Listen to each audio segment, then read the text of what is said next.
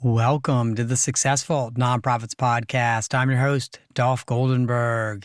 And friends, I am super stoked about our conversation today with Kevin Dean because we are going to be talking about the importance of including pay scales and pay information when we post positions that we are looking to fill. Let me just start by telling you a little bit about Kevin.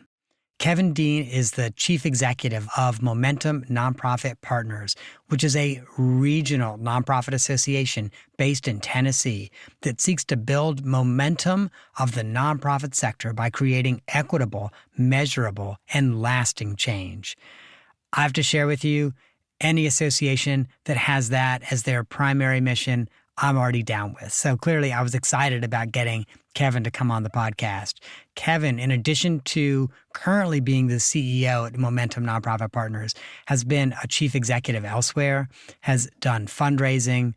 I will share with you, was just named by Memphis Magazine as one of the CEOs of 2022, and also holds a doctorate in organizational leadership from Vanderbilt University. Kevin, welcome to the podcast. Hey, thanks for having me. So I kind of want to start by asking you, what was your aha moment about posting salary ranges? Well, it was a long time coming, but I had a friend who was looking for a job and actually went to our job board. And this was sort of already on my radar, but it really drives it home when you have somebody calling you and shouting at you. and deservedly so. He had gone to our job board. He had applied for a job. He had a master's degree in social work, and he was still paying off those student loans, as you can imagine.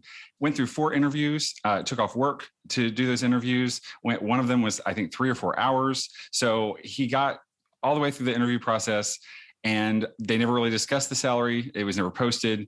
And then they came back with an offer, and it was basically he could probably be an Uber driver and make more money doing, a gig job like that. So, he was upset. I got that phone call and felt really bad that I was perpetuating a problem, by not implementing those policies. And so we started looking around at other nonprofit associations around the country. There would be 1 or 2 others that had that, a salary requirement. And this is before a lot of the laws, like New York and California, they have these laws in place now. But this is before that had really happened. And so we not only wanted to be sort of on the forefront of that, we added, in addition to you have to disclose the salaries of whatever you post on our job board, you also it has to be over $15 an hour. Because another thing that we found was that people were posting jobs for $7.50 an hour or minimum wage jobs in poverty fighting organizations, which is really hypocritical. So we didn't want to be part of the problem anymore. So we made those changes. And then we've actually added to that from there, the salary ranges now have to be a certain limit. We had a couple of folks trying to go around game the system and have salary ranges that were $40,000, $50,000 for smaller jobs. So and real quick, Kevin, when you say range 40, 50,000, do you mean, so for example, we'll pay between 50,000 and 100,000, or what do you mean? Yeah. Wow. Okay. Not like a 300,000 to 350. This is under $100,000 jobs that had these crazy pay ranges. It was one of those things. We had done another sort of big shift at our organization a few weeks prior. We got no press on it, and we did this. I thought this was just like, this was us working towards our mission and trying to model the way. And I didn't think that it would get national press. Well, we got local press, and then suddenly we're in Nonprofit Quarterly. We're in Nonprofit Times. And I'm being asked to speak on this subject, of which I was not an expert, but I just wanted to do the right thing, and I think our staff really wanted to do the right thing. So it really built a lot of momentum, pun intended. So now here I am 4 years later talking to you about it still. It's now something that I know a lot about because I've talked a lot about it, and people have looked to us and really wanted to copy what we did. So now if you go to a lot of these nonprofit associations, job boards, and I can't take complete credit for this because I think 1 or 2 other organizations have done it before us, but because we got so much press about it, they're asking how we did it, what our challenges were, what the benefits were, all of that. So I'll also share with you, and obviously we're going to talk about the equity piece. I know you started off with, your friend who was like, okay, this was a waste of my time. I took time off work and this wasted my time. And we're definitely going to talk about the equity piece. And I know you want to, because I know, like me, you're really committed to equity. And I know that. But it's funny to me, though, also from the employer's perspective, it keeps me as an employer from wasting my time too. So that I'm not talking to great candidates going, oh my gosh, we might get Kevin to come work here. And then, we get all the way down the road and we're ready to make the offer. And Kevin's like, oh, yeah, no, I'm currently making $50,000 more than that. We were in the middle of the Great Recession. Not recession, Great Resignation. Yeah. Yeah. Everybody's already getting inundated with job applications.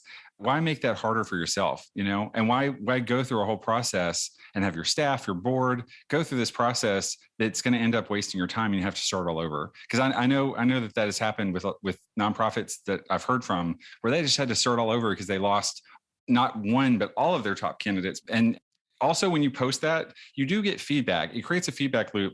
And it tells you if your salary range makes sense or not. Because if you're not getting a lot of applications, especially during this time in our history, something is off, and you should really listen to the crickets that you might hear when nobody's applying.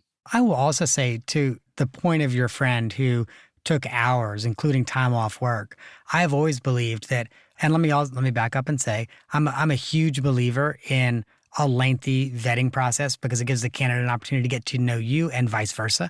So I'm a huge believer in that. But I also think unless we're talking a chief development, chief executive, chief financial officer type position, that we as the organization, as the potential employer, need to be paying those candidates that are going all the way through the process. You might not get paid for that first screening interview, but if you end up in the funnel where you're doing an assignment and there's going to be a series of interviews and this is going to be 5 or 6 hours, you need to be paid for that, not as a W-2 employee, but certainly as a 1099 contractor. I actually have personal experience with that. Years ago, I was asked, I made it to the final round, and I was asked to give a presentation to the selection committee. It was going to be a 30-minute, 40-minute presentation, and they weren't going to pay me for it.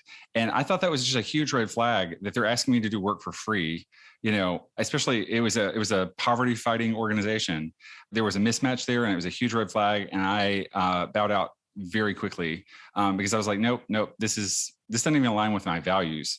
And, I was okay with them going through the process and not paying me. Although I am now with you, I think we should be paying folks to interview. Right.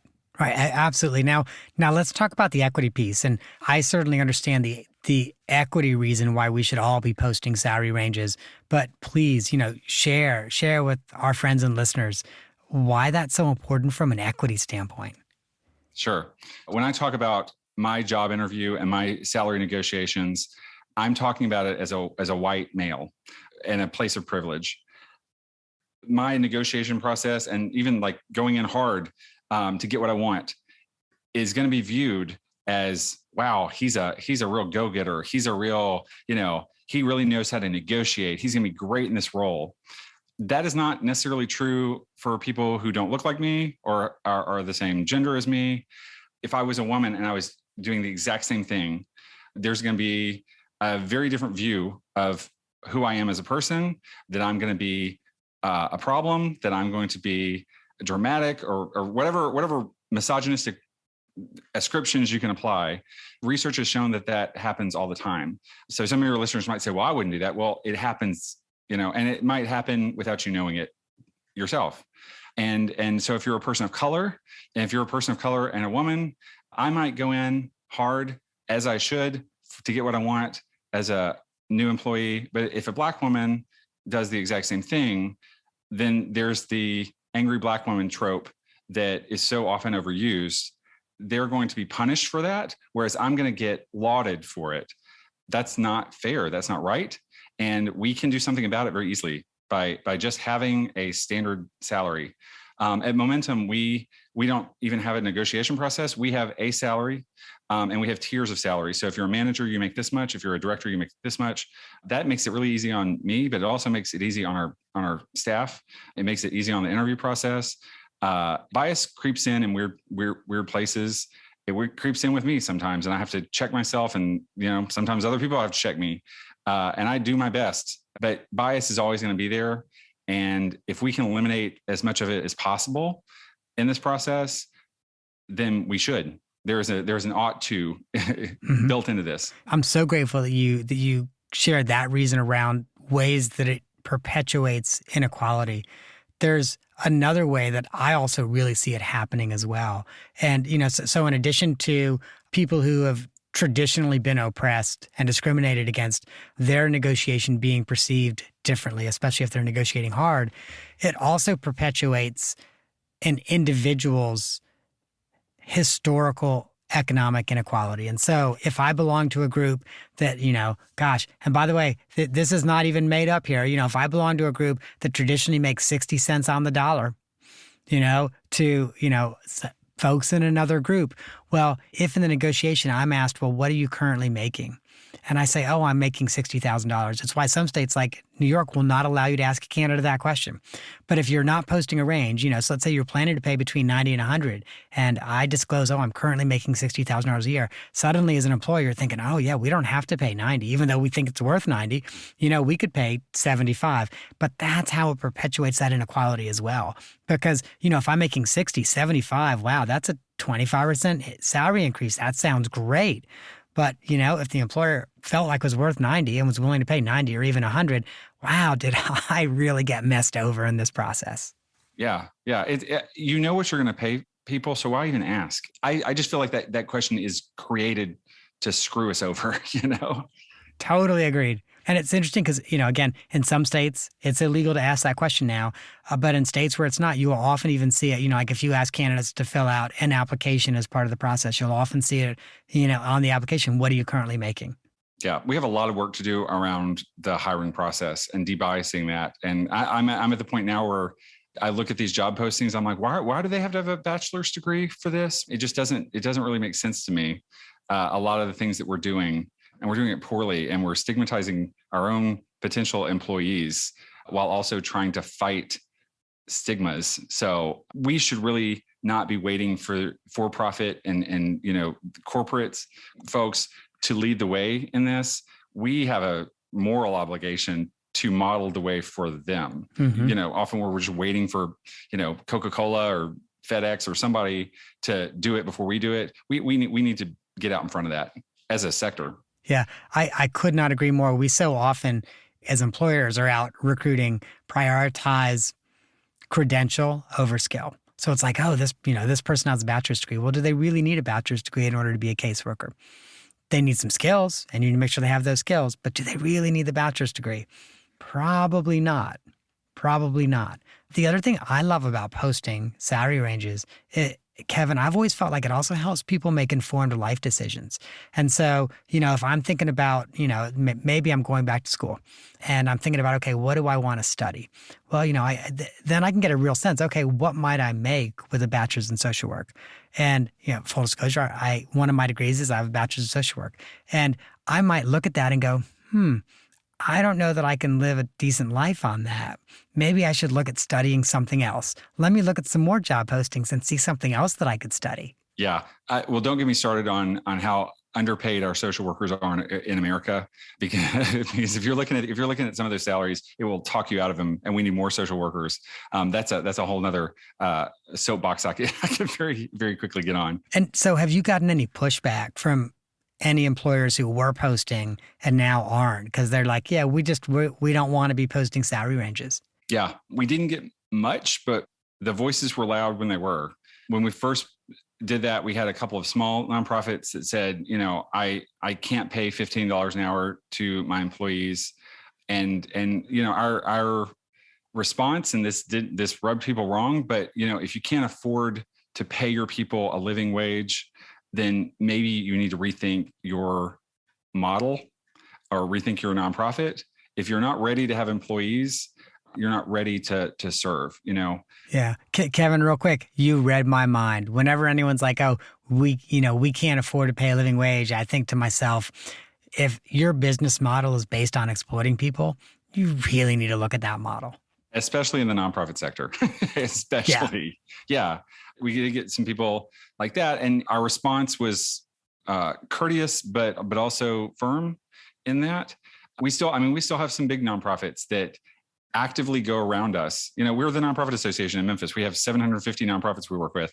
And there's one organization in particular who shall remain nameless, who I'm on the email distribution list of all the CEOs they work with, where they will bypass and not post their salaries on this CEO list so that they will get people to organically distribute it around us, even though our job postings are free. Like, you don't even have to pay to post if you're a registered nonprofit partner with us. And there is some research out there that says that women, people of color, other marginalized groups, if you post the job salary, they might see a job salary as, well, that's too much for me, or I could never get that job because it's above me. The research does exist that people use as a counter argument. I don't buy that we shouldn't post, So I've gotten several. Hey, well, look at this research, and I've got my doctorate, and I do like research, but there's a moral piece to this that I think really we have to think long and hard about. So I have a couple questions for you on that, because whenever I hear, oh, there's research on this, my gut reaction is like, will you please send me the citations? So they actually sent you the citations with the research. It was academic research. There can be research, but there's evidence and there's values. Mm-hmm. You still have to make decisions based on your values, and our values in the nonprofit sector should be to make it as transparent as possible for people and as easy as possible to make decisions for themselves and their families. I will share with you, my gut reaction is, okay, I bet that research came out of something like the American Enterprise Institute or something like that. Right. Some really conservative, because, they do academic research too. And mm-hmm. Full disclosure, my econ professor ended up becoming their chief executive, and now is like a weird lifestyle guru. Yeah, so Arthur Brooks is now some weird lifestyle guru promoted by Atlantic Monthly. He was a great economics professor. I disagree with him on everything that involves politics and human rights and treating people decently, but he was a great econ professor. But I could 100% see like an organization like that producing research that says, oh, no, there's a DEI reason for us not to disclose this. But it feels awfully specious to me. Oh yeah. And you have to consider the source and consider where things are coming from. And this is why organizational values matter so much too, because if the research is telling you something that might strike you wrong, or not necessarily align with your client's lived experience or your staff's lived experience, you can fall back on the organizational values, which I have done in this job and previous jobs. It's so important to have values, undergirding everything that you're doing in your organization. So, couple things then that you've done. You've got a minimum wage. So essentially any employer that's not paying at least $15 an hour can't post, and they need to post a salary range. Anything else you've done that maybe has been on the cutting edge around job postings on your board? Not yet, but we've looked into, but have not yet purchased. There is actually software now that we're living in a cool technological era that you can put your job descriptions through, or you can put other text through, and it will debias your job descriptions. It will call out like specific words that might be too heteronormative or too male dominant or white dominant. I can't remember that particular website we looked at, but I think there's multiple like that out there that you can purchase. So if you're putting out a lot of job descriptions, you're a big organization, it's something to consider. Mm-hmm. Because people have natural inclination or disinclination to apply for something based on whether or not they see themselves in that, and language is very charged, especially these days. Mm-hmm. And we have a very quick reaction to that is not for me. And that is not for my family. And that is not for my race. That is not for my gender. That is not for my sexual orientation. And we have to be very conscious of that as we go forward. So that who knows, that might be the next thing we're tackling. But if we don't tackle it, hopefully somebody else does, and we'll follow their lead. It's really exciting that you're thinking about doing that. I had a feeling that question was going to elicit, well, here's what we're looking at doing. And that sounds really exciting. Yeah, we'll see. Ask me next year and we'll see where we are on that. I love it. I love it. I love it. So, Kevin, let's shift and talk about employee benefits. Sure. Like I said earlier, we're in the middle of the Great Resignation. We should be thinking about benefits anyway. As nonprofits, we are in a competitive market right now, and everybody's hiring, and we're also up against government jobs that have pensions, and I don't even know what a pension is. I've worked in nonprofit 20 years, so I will probably never know what a pension looks like. We're competing with corporations who have stock options, and so we have opportunities to add benefits to our benefits package. Some of them don't even cost money. So one thing that we did in Momentum, I kept reading about flexible time off. And I saw it originally as unlimited time off, and that sounded very scary to me as an employer. But really doing the research on what flexible paid time off is, and I want to preface this by saying this is not something that every nonprofit organization can do, especially with emergency assistance, things like that, where you're but organizations that should consider it. We have a flexible paid time off policy at our organization. I got really tired of having to keep track of everybody's 2 weeks off. I also don't know that 2 weeks off is enough at this point. We're now in the throes of 4-day work week conversations in America right now. So, do we need to have all these restrictions on when people can take off? My COVID that I had last year, I couldn't schedule that. And my mom's cancer surgery, I couldn't schedule that. And, my doctor, I have to wait about 3 months to get an appointment with my doctor for a physical. Life is happening, and COVID has woken us all up to the fact that life is happening, and work-life balance has not been a American value for quite some time. So what we did when we actually did this way before COVID, we did this, I think in 2018 at Momentum, we allowed people the opportunity to take as much time off as they want. And it really did work for our organization because we're a very interdependent staff. So if one person is not there, it does affect the entire team. But the team agreed that if one person is out, everybody else will cover for them. So there's a built-in peer pressure there not to take too much time off. If you leave stuff hanging, I'm probably going to have to jump in and take care of it. My office manager is going to have to jump in and take care of it. So as long as you are planning ahead, and life does happen, you lose people in your life, there, accidents happen. But if you want to plan a vacation, go ahead and plan your vacation. Take 2 vacations, take care of yourself, make sure your work gets done. But we really want to let adults adult. We've made it into a very uncomplicated process. People are taking some people are taking a little more time off. Some people are taking about the same as they were. But we do require people to take at least 2 weeks off. But we also give people off at Christmas, between Christmas Eve and New Year's. We take a week off at Thanksgiving. So we have a lot of time off for our folks. But employee motivation and morale, I don't have the specific data, but I can tell you anecdotally, it completely changed our culture. It has been so good for our retention. I think our retention rates are a little bit higher than our sister organizations across the South because of that one benefit. But there are ways that you can incorporate, time off or sabbaticals. Sabbaticals is another big topic, not only for CEOs. There are organizations out there that if you work 7 years at an organization, you get a month off, no matter whether you are, ground level or C-suite. So we have to completely rethink how we're offering benefits. And if you're not offering any benefits, you're not offering health insurance. I know health organizations that don't really offer health insurance for their 7-8 employees. If you don't have maternity leave built in to your policies and procedures, you need to reassess your life and your organization at this point. Now's a great time to have a human resources committee, have these conversations about benefits, make your organization competitive, but also with these benefits, it builds culture. We have a very different sense of culture than we did 5 years ago because of this flexible paid time off. And it's part of our culture now.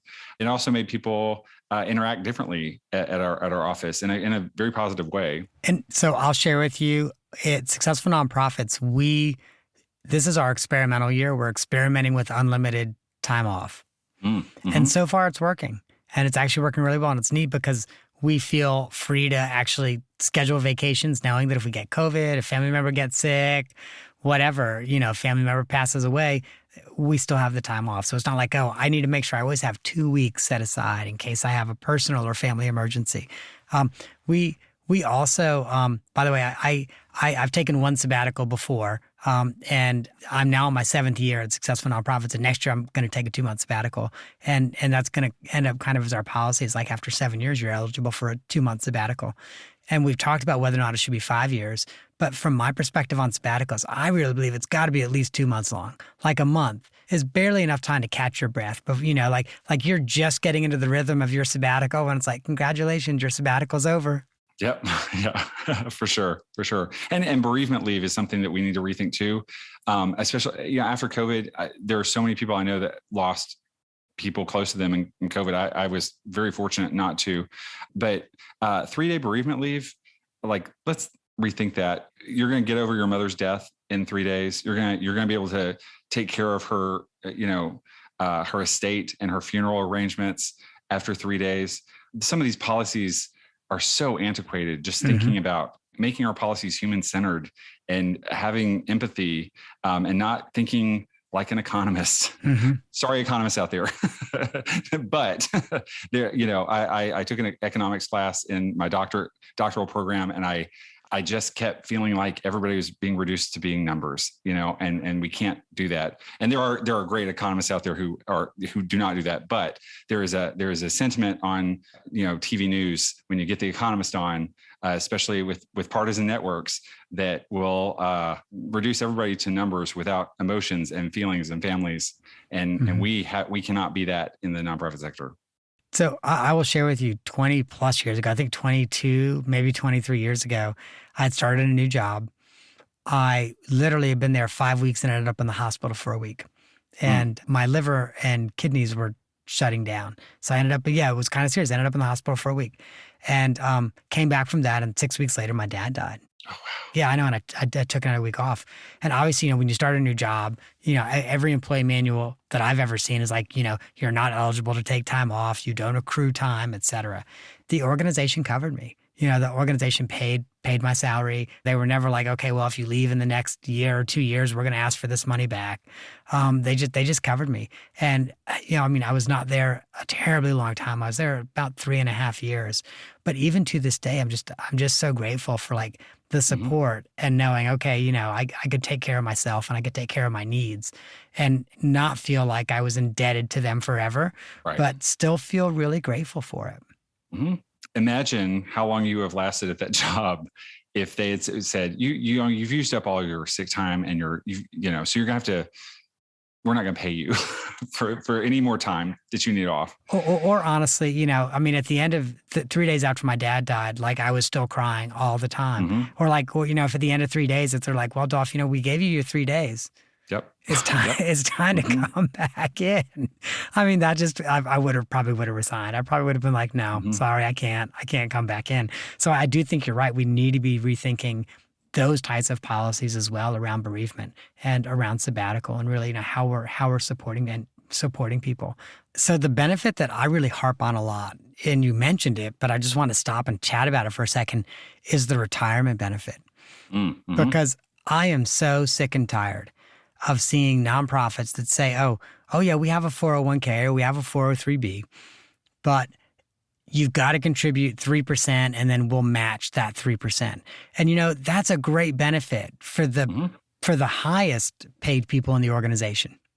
That's not such a great benefit for the person who's making $45,000 a year, because 3% is a lot of money for them. 3% could be half a month's rent. It could be 2 months groceries. Like it's something real. And so from my perspective, I really think it's incumbent on nonprofit organizations to not just offer a retirement plan, but to say, we're going to evaluate this at the end of every year and we're going to decide what percentage we can put in. Is it going to be 3%? Is it going to be 5%? If we have a really amazing year with a lot of unrestricted revenue, maybe it's 8%, but we're going to decide what we can put in, no match required. Because then we're actually showing concern, not just for you now while you're an employee of ours, but we're showing concern about future you in 30 years or 50 years. No, I love that idea. I think that is a really important conversation to have. But I know organizations don't even have retirement. They've never even considered it. And there are so many retirement plan places out there that will waive fees and startup fees to make it more attractive for smaller nonprofits to even set one up. But yeah, the contributions really need to be reevaluated, because I can certainly put more of my money in than some of my employees who make less than me. I don't have kids either. I'm in a double income, no kid house, so I have lots of advantages that other people might not have. And I remember being in an organization as a young 25-year-old, and they had a retirement fund, and I was making $25,000 a year.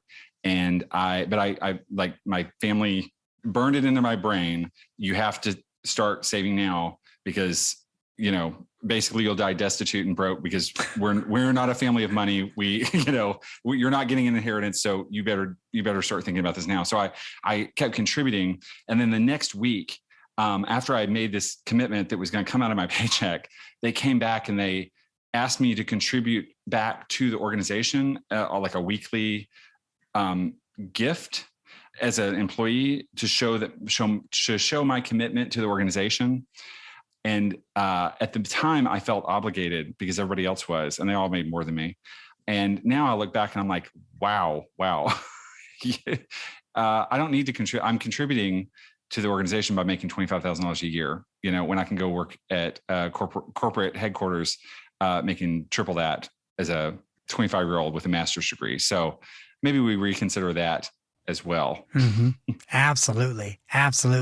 Well, Kevin, I'm going to pivot over to the off the map question, because I know we are running out of time, and I've promised you we're going to be off the Zoom line at a certain point in time. I know that your organization has the Mid-South Nonprofit Conference coming up sometime in the next year. And I know you're located in Memphis, so I have a very important question. When our friends and our listeners are coming to the Mid-South Nonprofit Conference, what are a couple restaurants in Memphis they have to make sure they go to? Well, you're asking the right person, because I am a foodie, and I don't cook, so I eat out all the time. So I will consider myself an expert on food in Memphis. So my favorite restaurant in Memphis is called Tsunami, and it's a small restaurant. It's been there 20 something years, and it's an Asian fusion restaurant. And I think Asian fusion has kind of lost its meaning in this PF Chang's kind of world, but like, it's actual Asian fusion, and it's delicious. And I eat there so often that I probably keep them open as much money as I've spent there. It's small, but you got to get reservations in advance. Any restaurant by Andrew Michael Kitchen, Hog and Hominy, Gray Canary is one of my favorites in Memphis. It has a very interesting menu that they kind of try new things there that I like trying anything new, small tapas and things like that. One time I think I had like an octopus and jam, and that sounds kind of disgusting, but it was one of the best things I'd ever had. And so we're known for our barbecue. So Barbecue Shop is my favorite barbecue in Memphis. It's right down the street from my house.